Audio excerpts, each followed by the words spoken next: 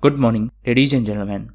In this video, we are going to cover the current affairs. For mobile optimized ebooks, please install GK Today Academy app and you can attempt the quiz in this app. You can read detailed explanation. For regular updates, please join our Telegram channel. The link is given in the description box. We have started a new channel, Civils Academy. You can subscribe to it if you find it relevant. Now, let's start. Which is the first African country with which India signed a trade agreement? So this country is Mauritius. Now please note that Mauritius is situated in Indian Ocean and it is an African country. Recently, it was in news because the government of India approved this CECPA, that is Comprehensive Economic Cooperation and Partnership Agreement between India and Mauritius. And therefore, it is the first trade agreement to be signed by India with any country in Africa. Please note that Mauritius is also the major source of FDI in our country. Actually, two countries are major source. One is Singapore, another is Mauritius. What is FDI? It is foreign direct investment. The capital of Mauritius is Port Louis. Now recently, Mauritius was also in news because of IORA. What is IORA? It is Indian Ocean Rim Association. The headquarters of IORA is in Mauritius, and recently France became the member of IORA. Now one question for you. This IORA is Association of Countries related to Indian Ocean. Then why France is a member of this organization? Next question is PM Kisan Sampada Yojana is a scheme implemented under which union ministry? So it is a scheme implemented by Ministry of Food Processing Industries. Name of scheme is PM Kisan Sampada Yojana. So it is a scheme for food processing. Recently it was in news because various projects were cleared under this scheme. Now you need not to remember these figures, but you should know about the scheme. Next question is the Mahabahu Brahmaputra initiative, which was in news recently, has been launched in which Indian state or union territory? So it has been launched in Assam. Recently, Prime Minister launched it. Name of initiative is Mahabahu Brahmaputra and it was launched in Assam. This will improve the connectivity in the eastern states of India. Apart from that, the Prime Minister also laid the foundation stone of India's longest bridge, and this is Dhubri Fulbari. So this will connect Assam with Meghalaya, and this is over Brahmaputra river. So this is going to be India's longest bridge over water, and this will connect Assam with Meghalaya. Recently it was in news because the foundation stone for this bridge was laid down by the Prime Minister. Now this Jogi Ghopa is a place in Assam. Recently it was in news because India's first multimodal logistic park is going to be in Jogi Ghopa in Assam. Recently, Road Transport Minister Nitin Gadkari laid foundation stone for this multimodal logistic park. Apart from that, India's biggest multimodal logistic park is going to be in Gujarat. Gujarat was also in news as Reliance Industries Limited is going to set up world's largest zoo in Jamnagar district of Gujarat. Next question is, as per the recent SEBI guidelines, what is the minimum percentage that large companies can divest in the IPO? IPO is initial public offering. So first thing first, what is SEBI? SEBI is the regulator of stock market. SEBI stands for Securities and Exchange Board of India. So recently it eased the listing norms for large companies in the IPO. What is IPO? It is initial public offering. That means you are issuing the shares of a private company to the public. Recently, this IPO term was also in news in the context of LIC, as government announced that IPO of LIC will be launched in this year. So this was announced during budget. Another important announcement was that the disinvestment target for this year is 1.75 lakh crores. So when the shares of a company are issued first time to the public, then it is IP. Then if those shares are traded on the stock exchange, then it is going to be FPO. So recently SEBI changed the norms regarding this IPO. Previous limit was 10%. Now it has been changed to 5%. That means suppose you are a owner of company ABC and you want to launch its shares to the public. So previous limit was 10%, that you can divest minimum 10%. Now this limit has been reduced to 5%. That means you can keep 95% of the ownership with you and you can launch the shares of remaining 5% to the public. Next question is, United Nations has urged which bloc to set up an emergency task force to prepare a global vaccination plan. So recently UN Secretary General Antonio Guterres proposed that G20 should set up emergency task force to prepare the global vaccination plan. Present Secretary General of United Nations is Antonio Guterres. He is from Portugal. G20 is an association of advanced countries. Answer in comment box whether all the BRICS countries are the members of G20 or not. What is BRICS? It is Brazil, Russia, India, China and South Africa. So it is an association of 5 countries. And there is banking institution associated with this BRICS. It is BRICS Development Bank or New Development Bank. Next question is, Motera Stadium is the world's biggest cricket stadium. The question is, it is situated in which city? So it is a stadium in Gujarat and it is in Ahmedabad. Ahmedabad is a city in state of Gujarat. Recently it was in news because this was rebuilt and renovated. So it is the world's biggest cricket stadium. Recently Gujarat was also in news because the state government renamed dragon fruit as Kamalam. Gujarat was also in news as the High Court of Gujarat decided to live stream the court proceedings on YouTube. Gujarat was also in news as recently Gujarat government announced new solar policy. Apart from that, Gujarat was also in news because India's first lithium refinery is going to be in Gujarat. Next question is, the DPIIT and FICCI organized a CEO forum with which country? So this was organized with Singapore. What is DPIIT? It is Department for Promotion of Industry and Internal Trade. So this is under Commerce Ministry. Present Commerce Minister is Mr. Piyush Goyal. Recently Singapore was also in news because of its hawker culture, as recently UNESCO recognized the hawker culture of Singapore and UNESCO included this in the list of intangible cultural heritage. Intangible means something which cannot be touched. Recently Singapore was also in news as it became the first country in the world to approve the lab-grown meat. It is also called as cultured meat. Singapore was also in news because of SIMBAX. So it is a bilateral maritime exercise between India and Singapore. Next question is, India signed amended Memorandum of Understanding for Space Cooperation with which country? So this country is Australia. And recently ISRO, that is our space agency, and Australian Space Agency signed this MOU. Prime Minister of Australia is Scott Morrison. Recently Australia was also in news as it approved certain amendments to its national anthem. Australia was also in news because of Malabar exercise. It was also in news because of Quad. Quad stands for Quadrilateral Security Dialogue. Australia was also in news because of Go for Zero policy. Australia was also in news because of Australian Group. So this is a group of 43 countries and this group was formed to prevent the spread of CBW, that is chemical and biological weapon. Answer in comment box whether India is a member of this Australia group or not. So all these news events are already covered in our previous videos. Here I mentioned just names so that you can connect it with those events.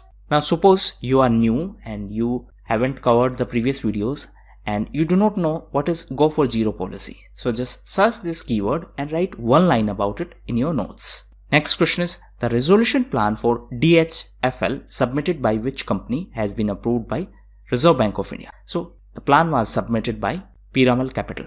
In simplest term, the name of company was Dewan Housing Finance Limited. So this company was debt ridden, and in this context the Piramal Finance proposed a resolution plan and this plan has been approved by RBI. RBI is our central bank. Previously RBI had referred the case of DHFL to NCLT, that is National Company Law Tribunal. Now recently RBI was also in news because of eKuber. eKuber is CBS of RBI. CBS stands for Core Banking Solution. So this term CBS was asked recently in UPSC prelims examination. I think it was asked 2-3 years ago. So what is the meaning of this term? Core Banking Solution. Please try to find it out. Recently this eKuber was in news because this eKuber system has been launched in Jammu and Kashmir. Recently RBI was also in news because of domestic systemically important banks. RBI was also in news because of PIDF. RBI was also in news because of Utkarsh, and it was also in news because it has synchronized its financial year with the fiscal year of Government of India. RBI was also in news because it recently launched Digital Payments Index. it was also in news because of automated banknote processing center, and this is in Jaipur. Jaipur is in Rajasthan. Recently, Rajasthan was also in news because of M-Sand policy. What is M-Sand? It is manufactured sand. So these were the most important questions. Now we are going to cover the important news events. One important announcement is that from today onwards, in the end of video, we are going to discuss your doubts. So every day I will select 2 or 3 doubts and we are going to discuss that in the end of this video. So if you have any doubt regarding your preparation, you can write down in the comment box and then next day I will try to discuss them. Okay, first is related to KK Menon. So Mr. Menon was in news because he has been facilitated the Dada Saheb Phalke Award. So this award is related to filmmaking and acting, and recently KK Menon was given this Dada Saheb Phalke Award for being the most versatile actor. Next is Australian Open 2021. So the winners are Novak Djokovic and Naomi Osaka. Next is PASEX exercise. So recently this PASEX was in news. PASEX stands for Passage Exercise. So recently Indian Navy and Indonesian Navy organized this exercise. Next is K9 Vajra Howitzer. So recently L&T, that is Larsen and Toubro company, delivered 100th K9 Vajra Howitzer to Indian Army. So this was manufactured by L&T. It was given to Indian Army. Why it was special? Because 100th such howitzer was given to Indian Army, and this was manufactured by L&T at its complex at Hazira. Hazira is in Gujarat. Next is Helena and Dhurvastra. So these are indigenously developed systems, and these are anti-tank guided missiles. These are developed by DRDO. So Helena is the Army version and Dhurvastra is the Air Force version. So actually this Helena is the helicopter launched Nag missile, and Nag missile is the anti-tank guided missile. So these are 2 variants of the same missile, Helena and Dhurvastra. Next is Maverick Masiha. So recently Vice President Mr. M. Venkaiah Naidu launched this book, and this is a biography of former Chief Minister of Andhra Pradesh Mr. N.T. Rama Rao. And who is the author of this book? He is Mr. Ramesh Kandula. Next is India's first digital university. So it is going to be in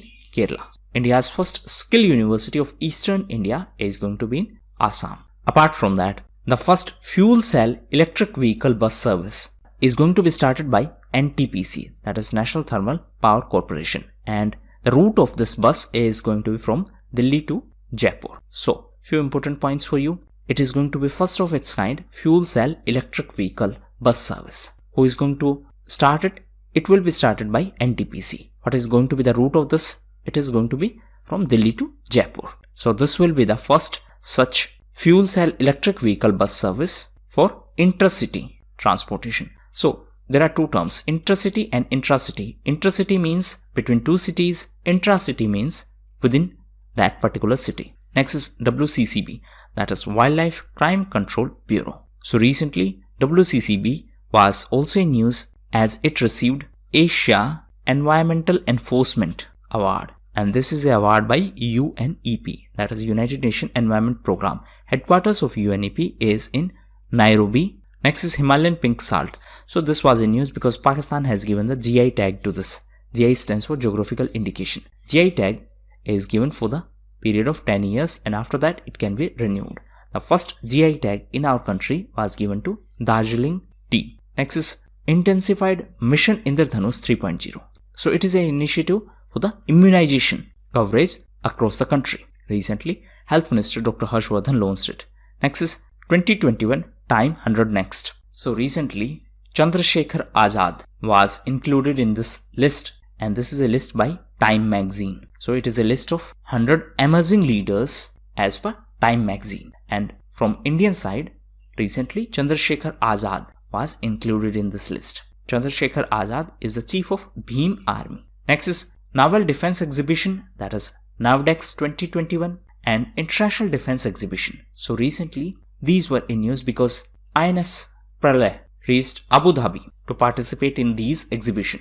Abu Dhabi is in UAE. Next is Smart Anganwadi. So Kerala is going to allocate financial support for the conversion of Anganwadis into smart Anganwadis, and The objective is to provide advanced facilities at these Anganwadi centers. Next is Hosangabad city. So Madhya Pradesh government decided to rename this Hosangabad city as Narmadapuram. Next is Mission Lal Lakir. So this is a mission by Punjab. The objective is to monetize the property assets. Now usually students ask that this much information is sufficient or should we know more? See, if you are preparing for any national examination, so in that case, there are only two possibilities for the state's initiative.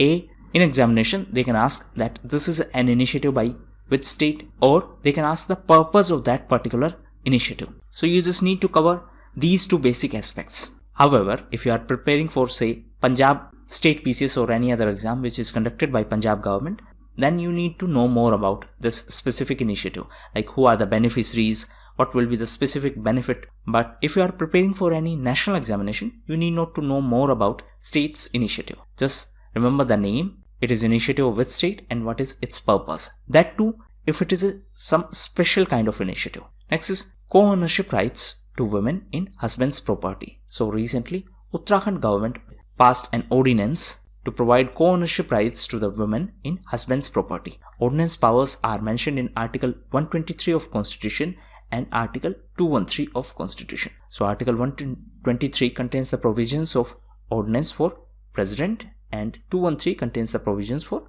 Governor. Next is World Pangolin Day. This was on 20th of February. Apart from that, 20th of February was also celebrated as World Day of Social Justice. On the other hand, 19th of February was celebrated as Soil Health Card Day. 19th of February was also celebrated as the Chhatrapati Shivaji Maharaj Jayanti Day. Apart from that, 19th of February was also celebrated as Narmada Jayanti. On the other hand, 21st of February was celebrated as International Mother Language Day and 22nd of February was celebrated as World Thinking Day. So these were the most important news events. Now, test questions. So first is, which union ministry announced Nurturing Neighborhood Challenge? Second is, recently scientists have discovered the oldest DNA from the fossil of which ancient animal?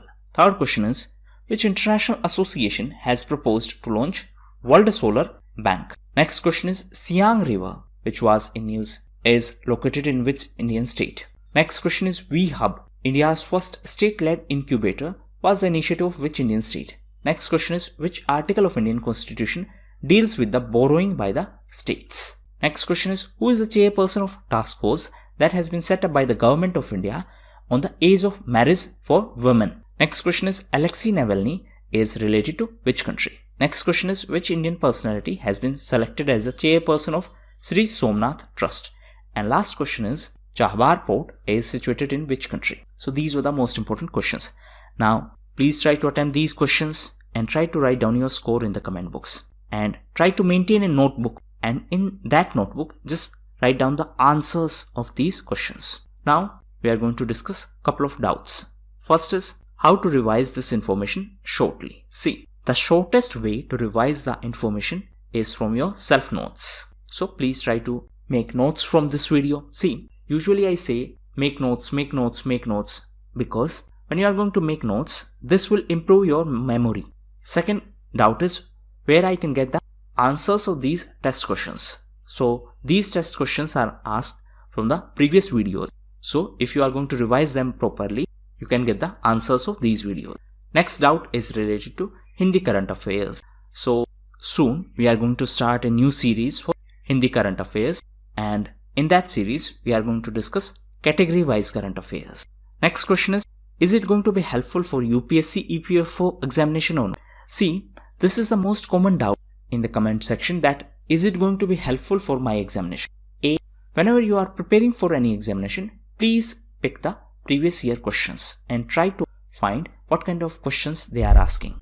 On YouTube, everyone will suggest that watch my video and this is enough, or watch my course or purchase my course, this is enough. No amount of video is enough until and unless you are going to do self-study.